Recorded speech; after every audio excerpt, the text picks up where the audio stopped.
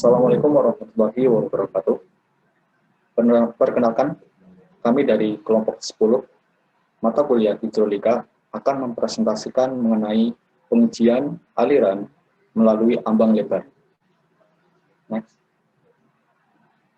Untuk anggotanya terdiri dari Muhammad Zafran Nafis, Septian Dwi Arista, Setiadi, dan Yolanda Kevin Pradana.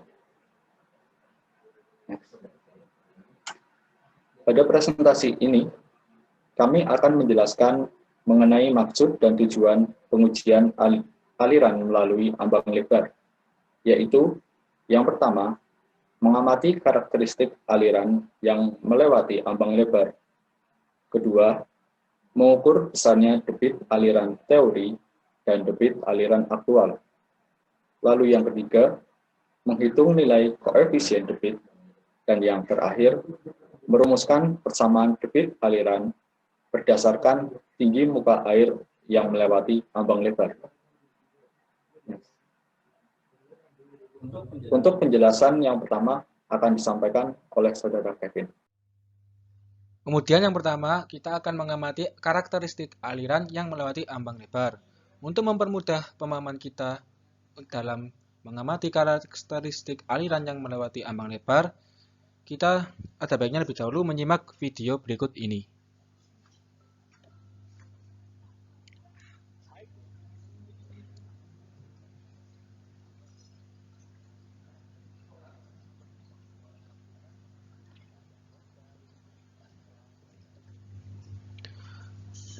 Terdapat tiga karakteristik aliran yang melewati ambang lebar. Yang pertama ada keadaan loncat, kedua keadaan peralihan, dan yang ketiga adalah keadaan tenggelam.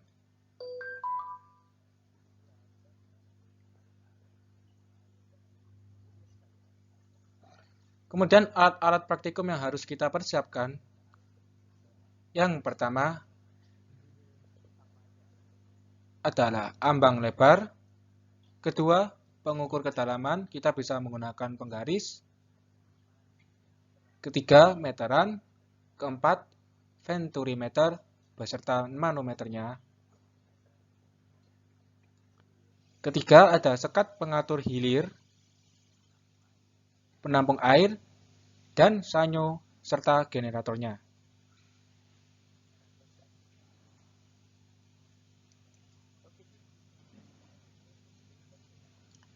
Kemudian lanjut untuk prosedur percobaan kita kali ini. Yang pertama kita harus lakukan adalah memasang ambang lebar dan mengaturnya sesuai dengan yang kita inginkan. Kedua, mengecek manometer dalam keadaan debit sebelum dinyalakan. Setelah itu kita akan menyalakan pompa airnya dan mengatur debit yang akan kita alirkan. Kemudian yang selanjutnya kita akan memasang sekat pada hilir. Nah, setelah ini kita bisa mengamati dan menentukan karakteristik aliran. Yang mana telah saya jelaskan sebelumnya, terdapat tiga keadaan karakteristik aliran yang melewati ambang lebar.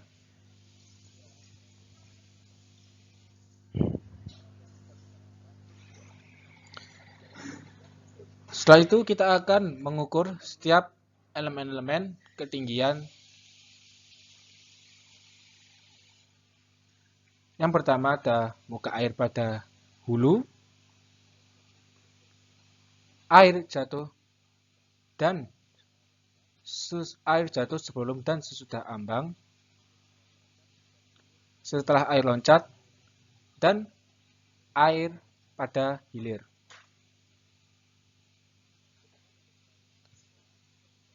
Kemudian apabila kita mendapati karakteristik aliran peralihan maupun karakteristik aliran jenis tenggelam, langkah-langkahnya sama.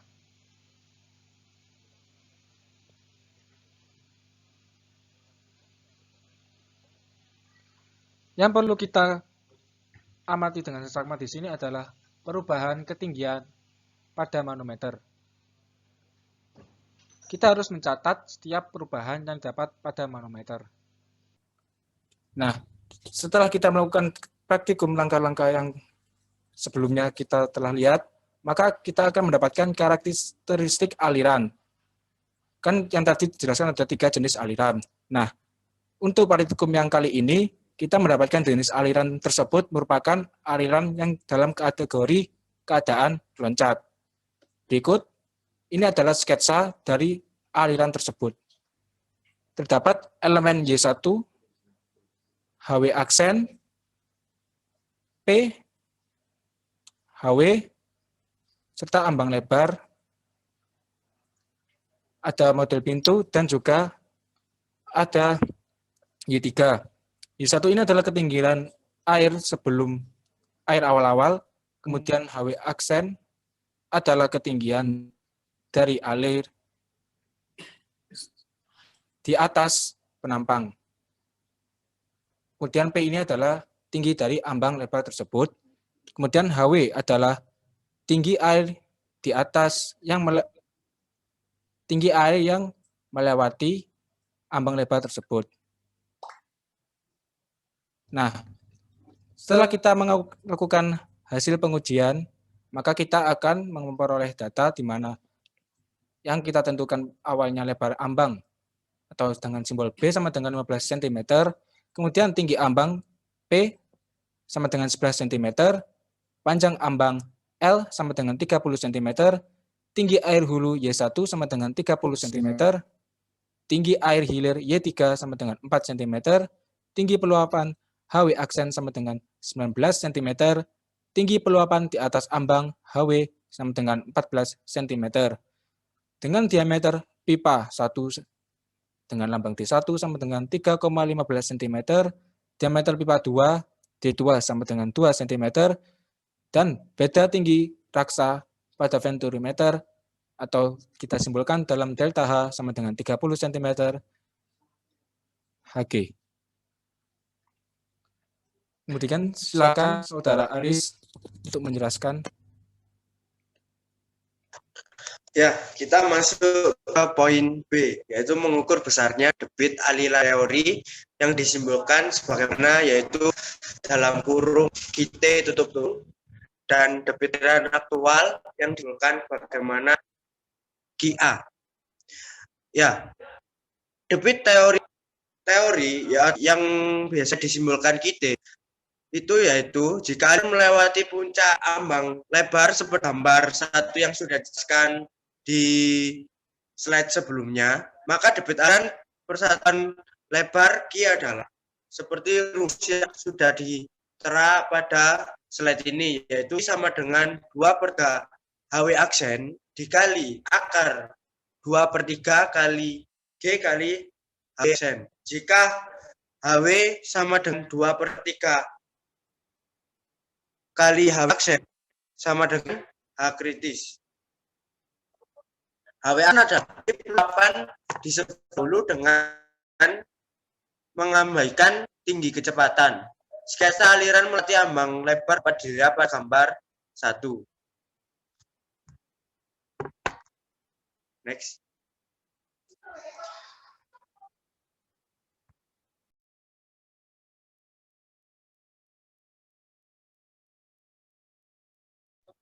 Ya, berikut ini adalah gambar yang sudah dijelaskan oleh Kevin tadi pada slide sebelumnya.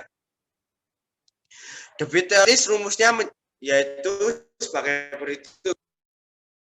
Q sama dengan Q kali B kecil, yang dimana B tadi sudah dijelaskan pada hasilnya tadi.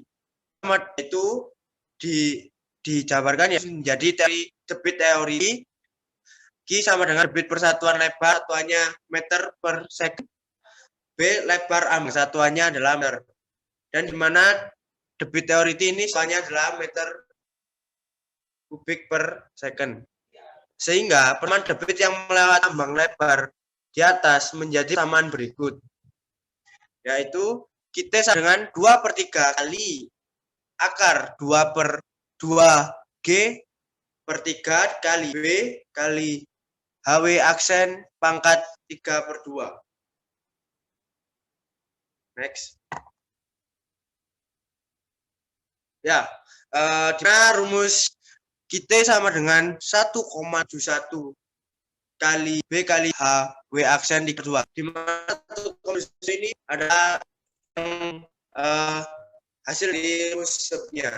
Jadi ini adalah kesimpulan dari rumus tersebut, itu kita sama dengan 1,71 kali B kali HW aksen pangkat 3/2. Next.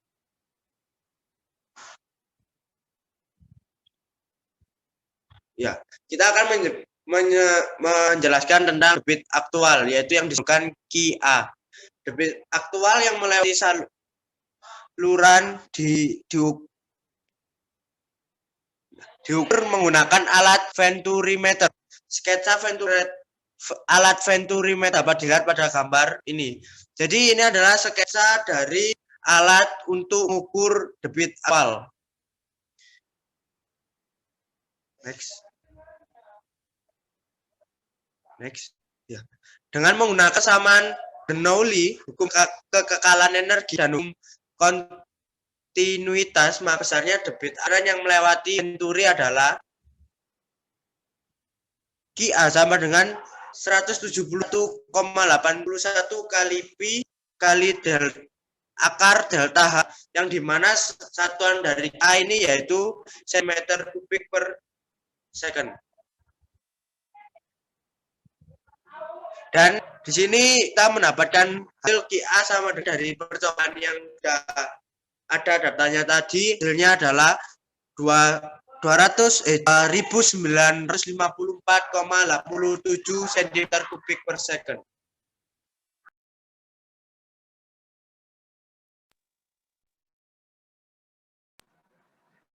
Baik, memasuki poin yang ketiga, yaitu menghitung nilai koefisien debit atau CD. Koefisien debit didapat dari pembagian antara debit aktual atau QA dengan debit teoritis atau QT. Diketahui bahwa nilai QA sebesar 2.954,87 cm3 per sekon dan nilai QT sebesar 2.124,31 cm3 per sekon. Maka koefisien debit yang diperoleh yaitu sebesar 1,4.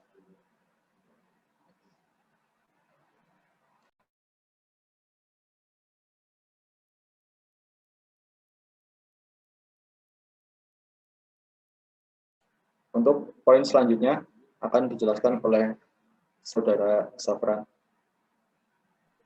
Baik, untuk poin selanjutnya yaitu merumuskan persamaan debit aliran atau Q berdasarkan tinggi muka air yang melewati ambang lebar.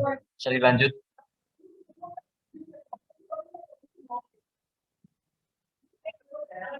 Oke, dalam kenyataannya terjadi kehilangan energi sepanjang puncak ambang. Apabila discharge coefficient dan velocity correction diperhitungkan, maka persamaannya menjadi Q sama dengan CD kali CV kali 1,71 kali B kali HW aksen pangkat 3/2.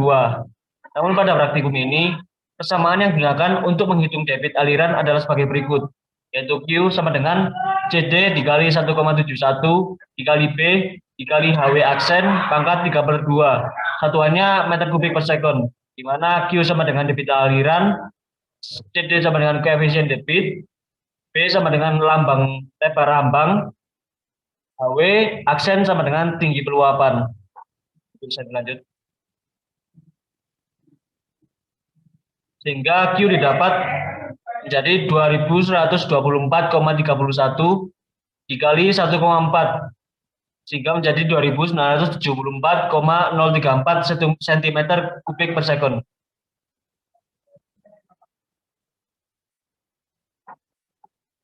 Baik, terima kasih. Baik, sekian dari presentasi kami. Mohon maaf jika ada salah kata. Terima kasih. Wassalamualaikum warahmatullahi wabarakatuh.